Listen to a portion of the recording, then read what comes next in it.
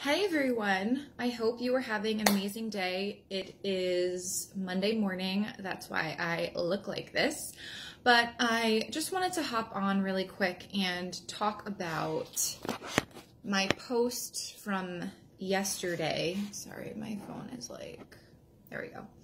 I wanted to talk about my post from yesterday regarding supporting Australia with all the bushfires that are going on, and I received so much positivity from most of you, and thank you so much for everyone who donated, received my message with positivity. I really appreciate that. But I did get some negative feedback regarding, issues and problems that we're experiencing in the US, like homelessness and hunger and all of those issues, which are extremely important to me. For those who don't know, I live in the US. And I just wanted to clear the air because me posting about Australia is not solely about just supporting Australia. It's to increase awareness of climate change.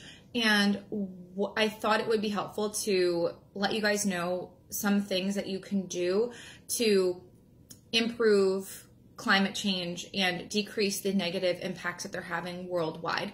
So just to kind of bring it back home to the US, the wildfires in California were the worst that they've been ever, I believe, from what I read in a few articles.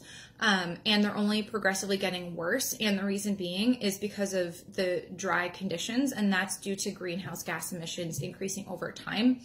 So I care about the US and the health of our country, and I want to just put I want to put 3 tips out there that anyone can do anywhere in the world. I'm not biased, and that my fellow Americans can do to help decrease greenhouse gas emissions. And I am going to tie this into nutrition, obviously, because I am a nutritionist.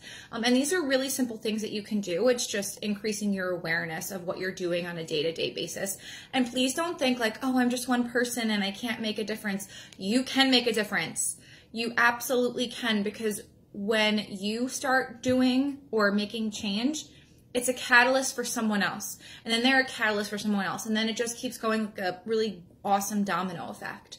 So I have like a little list here just to make sure I don't miss any points. So if I look to the left or look to my side, that's what I'm doing. So the first one is to conserve energy. So turn off water when you're washing dishes or brushing your teeth. It usually takes an average of 30 to 45 seconds to brush your teeth. So that's a long time to be running water, so you can just turn it off. Use cold or warm water when washing dishes or doing laundry. Hot water uses a lot more energy, so you'll conserve energy more so if you use cold or warm. And you'll also you'll maintain your clothes better too. Hot water is really harsh on the dyes in your clothes, so if anyone cares about the quality of their clothing over conserving energy, warm and cold water are much better. And then unplug devices when you're not using them. So don't leave your phone plugged in overnight if you're at 100%, or try to get it at 100% beforehand. Same with laptops, tablets, things of that nature, and then put it on sleep mode, because then you'll wake up and it'll still be at 100%. Super simple. The second tip is eat more plant-based. Now, I know I'm going to get a lot of flack for telling people to eat more plant-based. I'm not saying vegan, because vegan to me signifies a lifestyle. I'm just saying increase your fruit and vegetable intake and slightly decrease your animal-based protein intake. So fish, poultry, so chicken and turkey, beef, eggs, and dairy. And especially with all the articles that have been coming out from individuals in the medical field, like actual doctors, MDs, regarding the consequences of consuming dairy long-term, like increased risk of cancer. I mean, you should be cutting that anyway, but that's besides the point. So increasing fruit and vegetable intake, which actually will help you save money because they're much less expensive, and you can eat a lot more. And plus you'll get an influx of antioxidants, vitamins, minerals, which are not contained in animal-based products. So that's another benefit. You can also grow your own food. I know it's a little bit more difficult on the Northeast. I live in New Jersey, so I have snow in my backyard right now, so growing produce outside may be a little bit difficult. But in the spring and summer months, or if you just do a little research, like hop on your laptop or your phone and figure it out, you can grow your own food. And then eat locally and seasonally. And I feel like a lot of restaurants, especially in my area, are starting to do this. So you'll see supporting local farmers or farm to table or something like that, because and the reason that's beneficial is because you're decreasing transportation of food that's grown farther away. And transportation leads to more greenhouse gas emissions because the transportation method is probably a truck and driving long distances, or a plane. Flying, which uses up a lot of fuel, puts out a lot of carbon emissions into the atmosphere. So eating locally and seasonally, and you can look up, maybe I'll post it. You can look up how to eat seasonally online. Just Google how to eat seasonally, and you'll find that on there. And then the third tip is to go car free as much as possible. So walk to where you need to go if possible, as often as possible.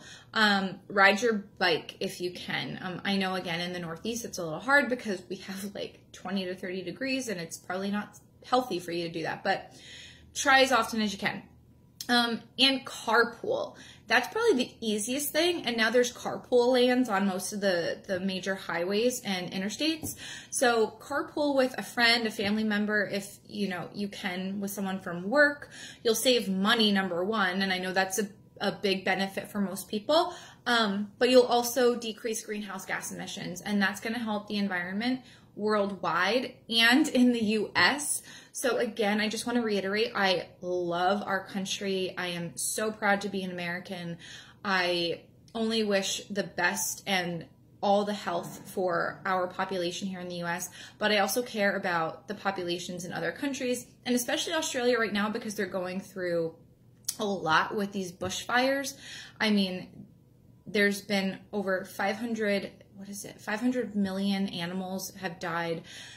Tens of thousands of families are homeless. I believe, I forget the number of casualties, like human casualties, but there's been quite a few now, and they're really in a state of crisis. So making sure that you're aware of what's happening in the world is really important, because that is just showing how much climate change is affecting the earth, and we live on this planet. So, becoming more aware of what is going on is really, really important. And we're all connected, guys. We're all human. Just because you're not related to someone or you don't know them personally doesn't mean that you're not connected to them in some sort of way. And it really kind of puts things into perspective. So, if you're having anxiety about, something going on in your life, imagine if you're going through like losing your home, or not having clean drinking water, or having a family member die, like due to climate change, or actually like putting yourself in that scenario in Australia and seeing your home burnt to the ground. I mean, it really does put things into a lot of perspective. And I know that might be harsh to say, and I may get flack for it, but that's fine. This is just my opinion. I'm not telling you what to think, but I just wanted to give you those 3 tips and my 2 cents, and to kind of clear the air and let you know, again, I love the US. I'm so proud to be an American, but I'm also proud to be human, and I'm proud to support humanity.